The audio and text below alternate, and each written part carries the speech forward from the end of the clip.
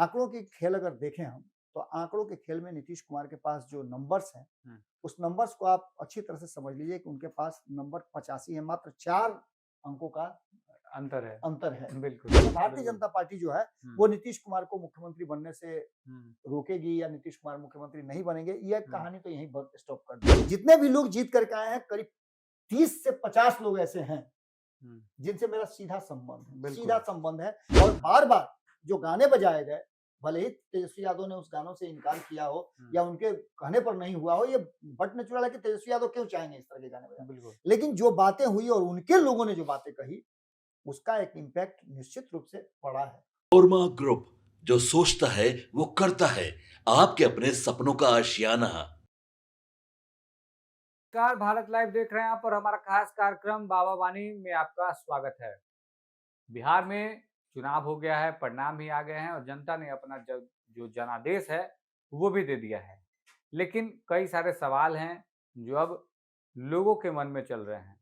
बाबा, आपसे सीधा सवाल रहेगा, एनडीए को ये जो छप्पर-फाड़ वोट मिला है, सीटें जो मिली है और महागठबंधन जो पिछड़ गई, करारी हार महागठबंधन को देखने को मिली है, इस पर सबसे पहले बाबा आपकी प्रतिक्रिया क्या होगी? देखिए, सबसे पहली बात तो जीतने वाले जितने भी 243 विधायक हैं, हुँ, उन सभी को मेरी तरफ से बहुत-बहुत बधाई। हुँ, हारने वालों के पास जीतने का चांस है, लेकिन जीतने वाले के पास हुँ, हारने के बहुत अधिक चांस है। बिल्कुल। कारण कि आपको 5 साल के लिए बिहार की जनता ने जनादेश दिया है और जनादेश दिया है तो ये सोच करके दिया है, हुँ, इसके पहले वाले जो विधायक थे वो अगर हारे हैं हुँ, या जिन्होंने कंटिन्यू किया है, बिल्कुल। उनको ये बात ज़िम्मेवारी के साथ सोचनी होगी कि हुँ, उनको एक बड़ी ज़िम्मेवारी मिली है और 5 साल में लोगों की भावनाओं, लोगों के लिए काम बिल्कुल। करने का मौका मिला है। हुँ, इसको आप कैसे भुना सकते हैं और कैसे बेहतर प्रदर्शन कर सकते हैं कि आने वाला जो अगला चुनाव होगा, तब तक आप लोगों की आँखों के तारा बन के रहें, हुँ, किरकिरी ना बने। जीत और हार के बीच में एक बड़ा अंतर नज़र आया है। ये अंतर नज़र आने के पीछे का कारण आप अच्छी तरह से समझ सकते हैं कि ये जो चुनाव हुआ है, मैं बार-बार बता रहा था कि युग युग परिवर्तन परिवर्तन के का चुनाव चुनाव में है बिल्कुल, और बिल्कुल। निश्चित रूप से एक युग परिवर्तन हुआ है। मैंने पहले ही बताया था कि कहीं से दूर-दूर तक नहीं लग रहा है कि एनडीए की सरकार जाएगी, हुँ, क्योंकि इसके पीछे का कारण सिर्फ़ और सिर्फ़ इतना था कि जो काम नीतीश कुमार ने 20 साल में किए हैं हुँ, और मैं बार-बार इस बात को रिपीट कर रहा हूँ, एक बार फिर से मैं बता दूँ, मैं आज भी अपनी बातों पे टिका हुआ हूँ कि जब हुँ, तक नीतीश कुमार का विकल्प बिल्कुल। बिहार की जनता को नहीं दे देता है ये राजनीतिक फ्रेटर्निटी, पूरा राजनीतिक कुनबा जो है, मैं हुँ, किसी खास पार्टिकुलर पार्टी की बात नहीं कर रहा हूँ, हुँ, मैं हर दल की बात कर रहा हूँ, राजनीति करने वाले उन सभी लोगों के लिए कह रहा हूँ हुँ, कि जब तक नीतीश कुमार का विकल्प बिहार की जनता को नहीं मिलेगा, बिल्कुल। तब तक नीतीश कुमार बिहार की गद्दी पर कंटिन्यू करते रहेंगे, हुँ, जब तक जीवित हैं। हुँ, हुँ, अब हुँ, उनके बाद ईश्वर करे कि उनकी लंबी आयु हो, बिल्कुल। उनके बाद जो स्थिति है, वो लालू प्रसाद वाली नहीं होने वाली है। हुँ, क्योंकि लालू प्रसाद को लोगों ने सत्ता से हटाया था, लेकिन नीतीश कुमार को बिहार की सत्ता पर बनाए रखने के लिए बिहार की जनता एग्रेसिव वोटिंग करती है बिल्कुल।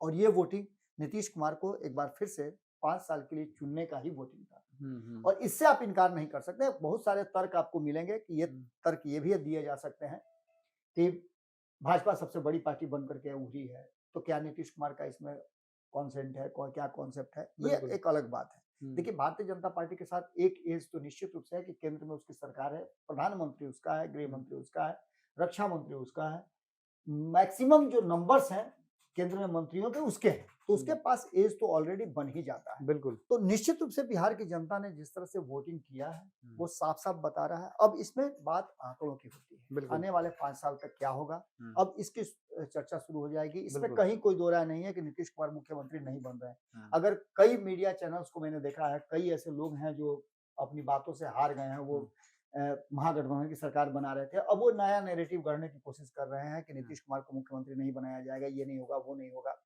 आंकड़ों की खेल अगर देखें हम, तो आंकड़ों के खेल में नीतीश कुमार के पास जो नंबर्स हैं, हुँ, उस नंबर्स को आप अच्छी तरह से समझ लीजिए कि उनके पास नंबर 85 है, मात्र 4 अंकों का अंतर है। अंतर है। बिल्कुल। तो अगर 122 में आप 85 घटा देते हैं, हुँ, तो आपके पास जो नंबर बचते हैं, वो बच जाते हैं 37। 37 को हुँ, और विपक्ष के पास कितना है? 35, 35 है। एआईएमआईएम के पास कितना है? 5 है। 5 है। बीएसपी के पास कितना है? 1 है। 1 है। तो इन 89 में से 1 तो बीएसपी का निश्चित रूप से आज अभी लिख लीजिए आप कि बीएसपी का एकमात्र जो जीता हुआ उम्मीदवार है वो बहुत जल्द जदयू का सदस्य होने जा रहा है। ये पहले से ट्रेंड रहा है। जमा खान 2020 में जीत करके आए, बिल्कुल बिल्कुल चले गए थे। तो इस 85 को 86 में बदल दीजिए, अब 3 का आंकड़ा है। और एआईएमआईएम के लोग भी हो सकता है कि इंतजार में खड़े हों कि नीतीश कुमार उनको खोजे। तो ऐसी स्थिति में नीतीश कुमार के ये आंकड़े तो पूरे हो ही जाएंगे। बाकी बचता है आपका 35 का ये आंकड़ा। इस 35 के आंकड़ा में मैं अगर खड़ा रहूं किसी के साथ, तो मैं इसमें से कई लोगों को देख रहा हूं जो एनडीए की तरफ स्विच करते हुए दिखाई दे रहे हैं। खैर, इन सारी बातों को अपनी जगह पर रख दें। राजद के जब इतने कोर लोग होते हैं जो राजद के लिए डाई हार्ट होते हैं, जीत करके आते हैं तो इधर उधर नहीं होते हैं, उनमें से जब 7 लोग इधर उधर हो सकते हैं, जब नीतीश कुमार को बहुमत साबित करने की जरूरत पड़ती है, तो बाकी की बात आप समझ ही सकते हैं।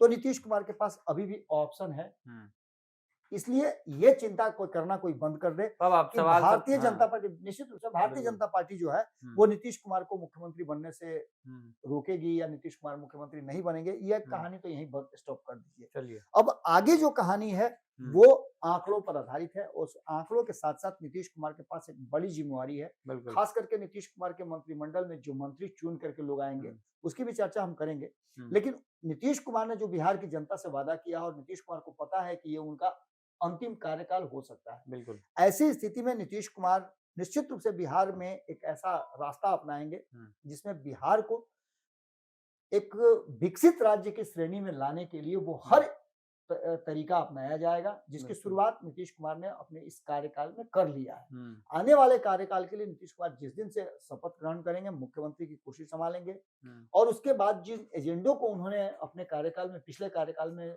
शुरू किया है, उसको आगे बढ़ाएंगे। इन सारी बातों पर अब चर्चा होगी और निश्चित रूप से कहीं ना कहीं नीतीश कुमार का ये जो स्वर्णिम कार्यकाल जो 2005 से 10 का जोड़ा जाता है, उसमें ये 25 से लेकर के 30 तक का उसी तरह का कार्यकाल होने जा रहा है, जो मैं जानता हूं। बाकी आप अपने प्रश्न पूछ सकते हैं। बाबा, इस चुनाव में बहुत कुछ जो है देखने को मिला। नीतीश कुमार ने अपने लगभग 28-29 मंत्रियों का जो दाव है वो लगा रखा था। वो लोग चुनाव के मैदान में थे। उनके सबसे करीबी है मंगल पांडे, वो भी चुनाव लड़ रहे थे। आप अगर बात करें तो विजय चौधरी, वो तो लगातार चौथी बार वो सारारंजन से चुनाव के मैदान में थे। मंत्रियों सबका भी जो किस्मत था वो दाव पे लगा हुआ था। ये देखिए, ये रिस्क नीतीश कुमार ही ले सकते हैं। अपने सारे मंत्रियों को उन्होंने प्रूफ करने के लिए भेजा कि आपने जो काम किया है उससे जितना कितना संतुष्ट है, नहीं संतुष्ट है। एक बात तो ये थी कि सभी लोगों को भेज करके उन्होंने इस बार टेस्ट ट्रायल कर लिया कि जो लोग हैं उनके साथ जनता है या फिर नीतीश कुमार ने जो काम किया है उसको लेकर के, उनके मंत्रिमंडल को लेकर के पूरी तरह से डिटरमाइन है। नीतीश पर एक आरोप ये भी लगते हैं कि वो अपने मंत्रियों से ज्यादा अपने ही विभागों को चलाते हैं, यानी कि हर विभाग पर उनकी अलग से मॉनिटरिंग रहती है और मंत्रियों को वो अपने हिसाब से काम करने की के लिए प्रेरित करते रहते हैं। तो ये तो क्लियर नजर आया कि 29 में से 28 मंत्रियों का जितना एकमात्र सुमित सिंह हारे हैं और सुमित सिंह के हार के पीछे भी कई कारण हैं। सुमित सिंह जितने दिनों तक जीत करके आए, निर्दलीय जीते थे, मंत्री रहे, जदयू को सपोर्ट उनको रहा, जदयू ने उनको टिकट भी दिया, लेकिन उनके हार के कारण उनका ओवर कॉन्फिडेंस रहा। मैं अब तक देख रहा हूं, मैं कई लोगों से मैं लगातार मिलता रहा हूं।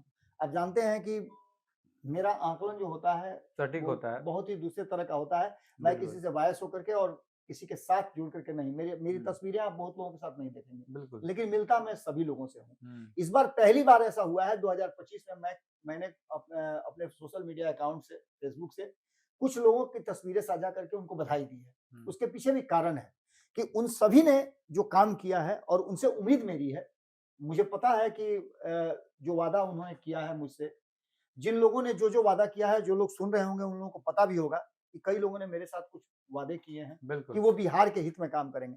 जैसे मैं बता दूं आपको कि जब मुझे केंद्रीय टीम का फोन आया था, 11 साल का जश्न मनाया जा रहा था, तब भी मैंने उस केंद्रीय टीम को बहुत सारी बातें बताई थी। मैंने कहा था कि मैं अकेला 14 करोड़ लोगों का भार नहीं सह सकता हूँ, इसलिए बिहार के और भी पत्रकार हैं, आपने कई लोगों के बारे में बताया। मैंने कई लोगों के बारे में सजेस्ट भी किया था। बाकी के लोग क्या करते हैं मुझे उससे मतलब नहीं है, लेकिन मैं पूरी ईमानदारी के साथ अपनी पत्रकारिता धर्म का निर्वहन करता हूँ।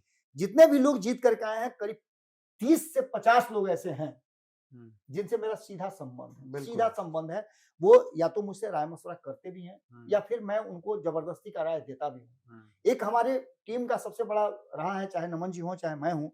नमन जी भी आप देख लीजिएगा कि अक्सर जब वो खबरें करते हैं तो उनका सबसे पहला एंगल बिहार होता है। बिल्कुल। बिहार के हित में क्या हो सकता है? आज तेजस्वी यादव की हार हमारे लिए उतना ही दुखदाई है जितनी खुशी एनडीए गठबंधन के पूर्ण बहुमत की है। बिल्कुल। आज तेजस्वी यादव भी अगर जीत करके आते तो हमारी खुशी उतनी ही उतनी ही होती, बिल्कुल। लेकिन तेजस्वी यादव जिस ट्रैक पे चल रहे थे और जिस तरह से उनके लोग बातें कर रहे थे, आपने सुना होगा उनके साथ रह करके मुकेश सहनी। मैंने एक बड़ी बड़ी पुरानी कहावत है, मेरे पिताजी कहा करते थे कि बांस फांस मिश्री एक ही भाव विकास। जब मिश्री बनता है ना तो उसके साथ देखिएगा धागा भी होता है, उसका भी वजन मिश्री के बराबर ही तोला जाता है, समझे? और जिस पात्र में वो जाता है उस पात्र का भी वजन उसके साथ ही होता है। बिल्कुल। तो उन्होंने साफ कहा था कि संगत से गुण होते, संगत से गुण जात, रसरी आवत जाते, सिर पर पड़त निशान। सीधी तौर पे उन्होंने जो बातें कही वो बातें नजर आई।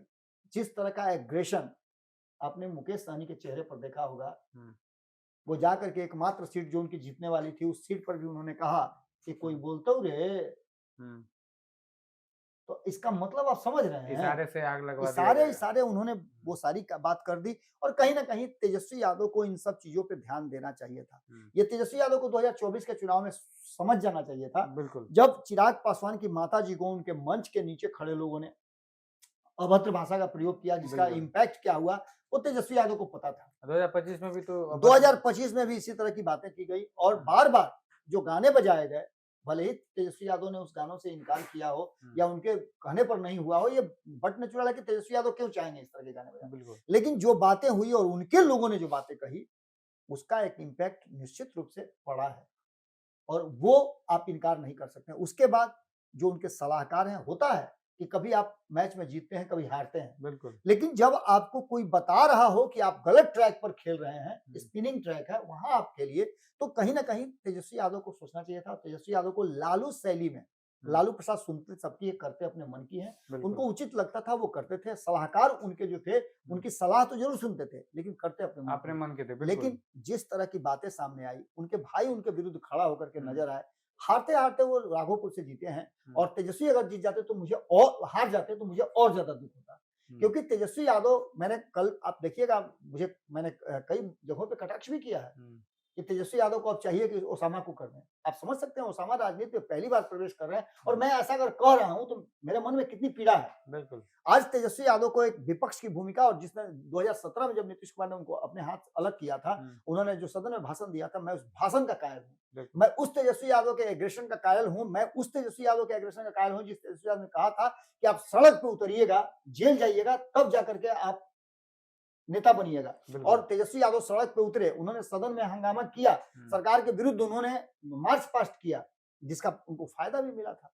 2022 में जब नीतीश कुमार के साथ आया और नीतीश कुमार ने 2024 में छोड़ा, तब भी मैं नीतीश कुमार को छोड़ करके ज्यादा अप्रिशिएट करता था तेजस्वी यादव को। मैंने कहा भी था मैं तेजस्वी यादव का बड़ा फैन हूं। बिल्कुल, तेजस्वी यादव के उस तेजस्वी यादव का मैं फैन हूं जो चीजों को बदल करके अपनी एक पुरानी लेगेसी है, जो उनके ऊपर एक लालू प्रसाद और राबड़ी देवी के शासनकाल का टैग लगा हुआ था, उस टैग को वो धीरे धीरे करके हटा रहे थे। बिल्कुल, लेकिन उस टैग से वो अपने आप को बाहर नहीं निकाल पाए, उनके सलाहकार भी नहीं निकाल पाए। अब जो स्थिति है कि आप सीधी तौर पर समझिए कि यादवों की संख्या है, जो यादव बिल्कुल कौन 61 जीत के आया करते थे, 55 जीत के आया करते थे, उस पर 28 की संख्या हो गए हैं। उन यादवों से बात कीजिए ना कि कट्टा वाला बात और बाकी की बातें कितना आपको फायदा पहुंचाती है। आज वही कुशवाहा कुर्मी 16 हुआ करते थे, 2020 में 23 हो गए हैं। बिल्कुल, क्यों हुए हैं? आपने भी तो उतारा था। अगर बात करते हैं हम जातीय समीकरण की, तो जातीय समीकरण में मेरे पास जो आंकड़े हैं वो आंकड़े एक अलग कहानी कह रहे हैं। अलग अलग पार्टियों के आंकड़े मेरे पास हैं और कहीं ना कहीं उन आंकड़ों में यादवों की संख्या अगर देखा जाए तो उसमें राष्ट्रीय जनता दल ने 54 यादवों को उतारा था, 11 मात्र जीत करके आए हैं। ये कितना बड़ा सेटबैक है ये आप अच्छी तरह से समझ सकते हैं।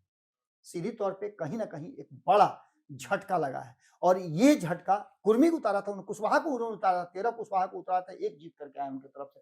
बाकी के दूसरे तरफ से आप देख लीजिए तो बीजेपी ने कुशवाहा 4 उतारे थे, 3 जीता है।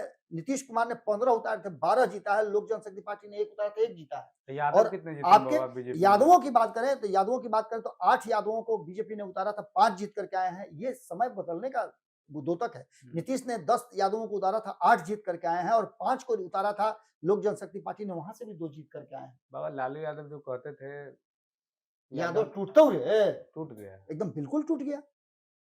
15 यादवों को यहाँ देखिए और 11 अपने तरफ देखिए, और खूब बढ़िया से आप उसको तराजू के पलड़े पर तौलिएगा। एक यादव जो बिहार में आपको नहीं मिला और हरियाणा से यादव लेकर के आए, मैं इस बात का किसी को दोष नहीं दे रहा हूं, लेकिन उनको आप सलाहकार रखे हुए थे, उनको आप बहुत कुछ दे देते, लेकिन जिस तरह से बिहार के यादवों का हक मार करके, बिहार के लोगों का हक मार करके आप बिल्कुल। हरियाणा से ला करके अपने मित्र को सदन भेजा, राज्यसभा, उसका भी एक इम्पैक्ट था। खैर, इन सारी बातों को लेकर के जो वर्तमान परिस्थिति बनी है वो साफ साफ इशारा कर रही है कि जो आंकड़े हैं, अब तो हम आंकड़ों पर बात करेंगे ही, लेकिन एनडीए की छप्पर फाड़ जीत और महागठबंधन की करारी हार पर सिंपल सी बात है कि अब यहाँ से तेजस्वी यादव के पास एक मौका है अपने आप को बदलने का, अपनी पार्टी को बदलने का, सीखने का। लालू प्रसाद ने सीखा था 2010 में जब उनको 22 सीटें मात्र आई थी, आपको भी बहुत बड़ा तीर नहीं ज्यादा मारा, 25 सीटें, बिल्कुल 25 सीटें आप लेकर के आए हैं, और वो भी इतना कुछ बदलाव करने के बाद भी, तो निश्चित रूप से लालू प्रसाद से आगे आप नहीं निकल पाए हैं। सिंपल सी बात है कि लालू प्रसाद ने वहां से एक नई शुरुआत की, और जब नीतीश कुमार ने उनको ऑफर किया तो नीतीश कुमार का ऑफर उन्होंने स्वीकार किया। 2015 में उन्होंने पासा पलट दिया था। मात्र 10 साल में उन्होंने सत्ता वापस ले लिया था। सत्ता में आ गए थे, कारण जो भी रहा हो, 3 ही साल, 2.5 साल, 2 साल जो भी चला, लेकिन इस 10 सालों में 15 से लेकर 25 के बीच में आपको भी 17 महीने और 22 महीने सत्ता में आने का मौका मिला है। आप अगर अपने आप को बदलते हैं, स्ट्रेटजी बदलते हैं, और उन लेगेसी, वो जो आपका पीछे लदा हुआ बैताल है, उसको उतार देते हैं, तो निश्चित रूप से आप बिहार के लोगों के नंबर 1 होंगे। और ये बात याद रखिएगा कि जब तक नीतीश कुमार का विकल्प नहीं मिलता है, बिहार की जनता किसी और पर नजर भी नहीं दौड़ाएगी। उस रेस में चिराग पासवान सबसे आगे तेजी से भाग रहे हैं, सम्राट चौधरी उनके साथ खड़े हैं, प्रशांत किशोर भी कोशिश करेंगे कि आने वाले 5 साल में नीतीश कुमार का विकल्प बने। तो आप 33% वोट रहते हुए यदि पिछड़ जाते हैं, तो निश्चित रूप से इससे बड़ी कोई दुर्घटना राजनीतिक नहीं हो सकती है। बिल्कुल। 2 छोटे-छोटे सवाल अब लेंगे।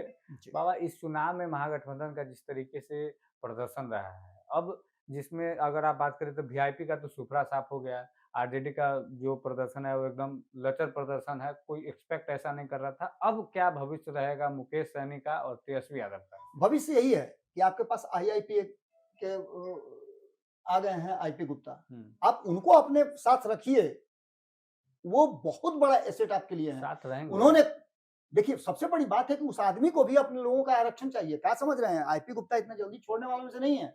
आपको लगता होगा कि एक सीट छोड़ करके, एक सीट जीत करके और वो बहुत कुछ अपने आप को सत्ता में लेके चल जाएंगे, तो जब तक उनके लोगों को आरक्षण नहीं मिलता है, मैं जानता हूं कि वो संघर्ष करने वाले आदमी है, सड़क पे खड़ा होकर के लोगों का आरक्षण अपने समाज के अगर एनडीए और संतुष्ट नहीं होंगे, वो अपनी एक जीत से संतुष्ट नहीं होंगे। वो जीत तो उनको ऐसे भी होनी थी, जिस तरह का मेहनत उन्होंने किया था, उनके लोगों ने जिस तरह का समर्पण दिखलाया था, वो सीट तो उनको आनी थी। हम लोगों ने पहले कह दिया था कि इस बार परिवर्तन होगा, और आपको याद होगा कि 2 बजे रात में जब संपादक नवल, आप खुद भी साथ में थे, जब 2 बजे रात में उनको खोज करके और हमारे संपादक नवल मिश्रा जी ने उनका इंटरव्यू किया, तो आपको पता होगा उनके संघर्ष के हम शुरुआती दौर के साथ ही रहे हैं। मैं वही मौजूद था जब नहीं, वो तो एक अलग चीज है। उनके संघर्ष का हम लोगों ने शुरुआत से ही उनके संघर्ष का साथ दिया है, और इस पूरी कहानी में हम एक एक मिनट जानते हैं कि उन्होंने कितना संघर्ष किया, उनके लोगों ने कितना संघर्ष किया है। आईपी गुप्ता, जब तक उनको आरक्षण नहीं मिलेगा तब तक वो छोड़ने वाले नहीं है, चाहे सत्ता हो या विपक्ष हो। एक निश्चित रूप से एक बड़ा जो है उनके पास हथियार, या कहा जाए कि साथी मिला है, आईपी गुप्ता, जो एकदम ईमानदार है। उस आदमी को अपने साथ रखें और एक नई शुरुआत के साथ, नई स्ट्रेटजी के साथ विपक्ष की भूमिका निभाएं। व्यक्तिगत टिप्पणी नहीं, मुद्दों पर रखें मुद्दा, और ऐसे भ्रामक बातें प्रचारित न करें कि आप हर घर को सरकारी नौकरी देंगे। आप वही जोड़ दिए रहते कि रोजगार और नौकरी दोनों देंगे, तो आपकी बातों पर लोगों को भरोसा होगा, क्योंकि आपने 2020 में 10 लाख लोगों को पहले कलम से नौकरी देने की बात की थी, और बहुत हद तक नीतीश कुमार के साथ आए तो वो पूरा हुआ। ये बात कोई नहीं भुला सकता है, लेकिन जहां आप गलती किए हैं, उस गलती की सजा आपको मिली है। हार जीत का आंकड़ा आप देख लीजिए तो आपको अंदाजा हो जाएगा कि हार जीत के आंकड़े बहुत कम है। बिल्कुल, जितनी हार जीत के आंकड़े हैं, उनमें से सबसे बड़ा अगर जीत कोई हुआ है तो 72-73 हजार का हुआ है, और इसके मायने हैं कि हार जीत के आंकड़े 20,000 के अंदर में सारे हार जीत हैं। इसका सीधा सीधा मतलब होता है कि लोगों के मन में आपके प्रति विद्वेष नहीं था, लेकिन आपकी स्ट्रेटजी से लोग अंतिम समय में जाकर के बदल गए। हमने पहले चरण में भी ये बात कही थी और दूसरे चरण में भी आप बात कही थी कि ये वोट तेजस्वी यादव को मुख्यमंत्री बनाने का नहीं है। ये कांग्रेस ने जो गलतियां की, बाकी आपसे जो गलतियां हुई, आपने स्ट्रेटेजिकल जो मिस्टेक किया उसकी गलती थी। खैर, आखिरी सवाल बाबा, खेल अभी बाकी है या खेल हो गया है? निश्चित रूप से देखिए, नीतीश कुमार मुख्यमंत्री के रूप में क्या कर पाते हैं, कितना कर पाते हैं और कितना संतुष्ट रहते हैं अपने साथियों से, ये सबसे बड़ा सवाल है। जो दिखा है उसमें एनडीए गठबंधन पूरी तरह से इंटैक्ट है, लेकिन विपक्ष को कभी भी आशा नहीं छोड़नी चाहिए। बिल्कुल, विपक्ष को अपनी भूमिका ईमानदारी के साथ निभानी चाहिए और आप जानते हैं कि जब जैसे ही सरकार बनेगी हमारा रोल भी बदल जाएगा। बिल्कुल, निश्चित रूप से हम सरकार की नाकामियों, कमियों को समय समय पर बताते रहेंगे, क्योंकि हम विपक्ष की भूमिका में ज्यादा रहते हैं। बिल्कुल, हमारा काम है सरकार को आईना दिखाना और वो आईना हम हमेशा दिखाते हैं। चिराग पासवान निश्चित रूप से हैट्स ऑफ है, क्योंकि वो हमारी जितनी भी कटाक्ष करते हैं, जितनी भी बातें हम उनके बारे में कहते हैं, हमने कहा था कि वो 10 से 12 सीटें जीत करके आएंगे, लेकिन निश्चित रूप से उन्होंने बेहतर प्रदर्शन किया, उन्होंने सीखा, गलतियों से सीखा। यहां तक हमने कहा था कि आप देखिएगा, मैं याद होगा आप लोगों को, मैंने कहा था कि चिराग पासवान कहेंगे अपने गठबंधन के साथियों से कि जो सीटें आप समझ रहे हैं कि नहीं जीत पा रहे हैं हम लोग, उन सीटों पर आप हमें उतारिए। बिल्कुल, और उन्होंने आगे से बढ़कर के फ्रंट लीडर की तरह उन्होंने लीड किया। 243 सीटों पे चिराग पासवान ने कहा था कि हम 243 सीटों पे लड़ रहे हैं, और उन्होंने अपने उम्मीदवारों से ज्यादा अगर एनडीए के उम्मीदवारों का चुनाव प्रचार किया तो निश्चित रूप से एक लीडर की तरह वो फ्रंट से लीड कर रहे हैं, इसमें कोई दो राय नहीं है। ऐसे में तेजस्वी यादव को भी, जिनके पास एक बड़ा वोट बैंक है, और ये वोट बैंक अगर कट करके आपके तरफ से ओवैसी की तरफ जा रहा है, तो निश्चित रूप से आप मुसलमान समाज के उन लोगों के लिए भी सोचिएगा जरूर। मुसलमानों की संख्या घटने का सबसे बड़ा कारण आप देख रहे हैं, जो एक अंतिम बात मैं बता दूं, कुछ आंकड़े हमारे पास आए हैं, उन आंकड़ों ने निश्चित रूप से चौंकाया जरूर है। इस बार सबसे दुर्भाग्यशाली बात यह रही है कि कई ऐसे आंकड़े हैं जिसमें मुसलमानों की संख्या बड़ी तेजी से घट रही है। बिल्कुल, मुसलमानों की संख्या घटने के पीछे का कारण ये रहा है कि 1931 में 23 मुसलमान, 1951 में 23 मुसलमान जीत करके आए थे, जब 330 के आंकड़े हुआ करते थे। 57 में 26 थे और 85 में 29 मुसलमान जीत करके आए थे, जो सबसे बड़ा आंकड़ा था। उसके बाद 2000 में 29 जीत करके आए थे, 24 जीते थे 2015 में, लेकिन 2025 में मात्र 8 मुसलमान जीत करके आए हैं। इसका मतलब है कि आप समझ सकते हैं 18% की आबादी आखिर क्यों इतने पीछे जा रही है। इसका भी कारण आप खोजिएगा जरूर, क्योंकि आपके कोर वोटर हैं। ऐसी स्थिति में सर्वाधिक मत पाने वाले मुरारी पासवान हैं, जिनको भाजपा की तरफ से 1,40,000 वोट मिला है, और सबसे जो इसके बाद जो है हार जीत का आंकड़ा जो है, उसमें भी एक बड़ा ट्विस्ट आया कि 27 वोट से हार जीत हुई है, और सबसे अधिक जो हार जीत हुई है वो 73,000 वोटों से हुई है, जो मैंने बताया भी था, 73,000 से हुई है, और इसमें जीत हार का आंकड़ा जो है बहुत मार्जिनल कम है। बिल्कुल, ऐसे में आप समझ सकते हैं कि निश्चित रूप से बिहार ने एक अलार्म बजाया है, और ये अलार्म आने वाली पीढ़ी के लिए, जो नीतीश कुमार का विकल्प बनने के लिए उनके लिए है। कौन अपने आप को नीतीश की जगह खड़ा पाता है, ये सबसे बड़ा होगा, और यहीं से वो टर्निंग पॉइंट होती है। असल खेल तो यहीं से अभी बाकी है कि नीतीश का विकल्प कौन बनेगा, उत्तराधिकारी कौन बनेगा। चलिए देखिए, तो हमारा खास कार्यक्रम बाबा वाणी देख रहे थे आप, और इस वीडियो में आप जान पाएंगे कि एनडीए को जो छप्पर फाड़ बहुमत मिला है और महागठबंधन की जो करारी हार हुई है, उसका कारण क्या रहा है। हमारे साथ हमारे बाबा थे, बाबा वाणी स्पेशल कार्यक्रम देख रहे थे आप। बने आप हमारे साथ, देखते रहिए भारत लाइव। धन्यवाद। आपके सपनों को हमने सजाया है, ई होम्स पैनोरमा को हमने बनाया है। ई होम्स मेरा एक सपना था, जिसपे मैं पिछले 4 साल से काम कर रहा था। हमने जो बनाया है वो सबने है माना। ई होम्स पैनोरमा में हो आपका भी आशियाना। और फाइनली हमने 2021 में इस प्रोजेक्ट को लॉन्च किया। बहुत लोग अप्रिशिएट कर रहे हैं कि पूर्णिया जैसे शहर में, बिहार के, एक तो बिहार की बात करें, उसमें भी पूर्णिया जैसे छोटे जगह में इस तरह का लाइफस्टाइल देना, ये सुन के हम लोगों को बहुत अच्छा लगता है। ई होम्स में हमने कुछ और भी किया है, जैसे हम जिस जगह में रह रहे हैं हमारे फैमिली सिक्योर हो, उनको सिक्योरिटी का ध्यान में रखा है। आपकी सुविधा और सुरक्षा आपके लिए खास है, ये आपका विश्वास है। इसमें आर्टिफिशियल इंटेलिजेंस का 7 लेयर सिक्योरिटी का हमने इस्तेमाल किया है। लस ग्रीन कैंपस को बनाया है, यदि हमारा बाउंड्री वाल है तो वो वर्टिकल गार्डन है। ये जितनी भी फैसिलिटी होता है एक इंटरनेशनल टाउनशिप में, ई होम्स है, ये हम लोग विश्वास नहीं कर पा रहे हैं। जो भी हमारे मित्र दोस्त या जो भी हमारे बाहर के बाहर आते हैं तो हम लोगों को बहुत अच्छा सुनने को मिलता है और बहुत अच्छा क्रेडिट मिल रहा है। वो सारा हमने सिर्फ एक बिल्डिंग नहीं बनाया, हमें एक बहुत अच्छा लाइफस्टाइल दिया ई होम्स में, और मेरा एक सपना था जिसको मैं आज फुलफिल होते हुए देख पा रहा हूँ। ये आपका आवास है। ई होम्स पैनोरामा में अब आपका निवास है। E homes panorama, luxurious lifestyle redefined. Panorama group, जो सोचता है वो करता है। अगर ये वीडियो पसंद आई और वह बिहार के राजनीति और बिहारियत से सरोकार रखेनी तो सब्सक्राइब बटन दबा के चैनल के सब्सक्राइब कर ली। ओजे एगो घंटी बा, ओकरा बटन दबा देला से कुल सटीक और मारक खबर रुआ मुफ्त में मिल जाई। अगर रुआ पत्रकारिता के हमनी के नया प्रयोग में सहयोग कर चाहतानी तो ज्वाइन बटन दबा दी। पेटीएम नंबर नोट कर ली 9386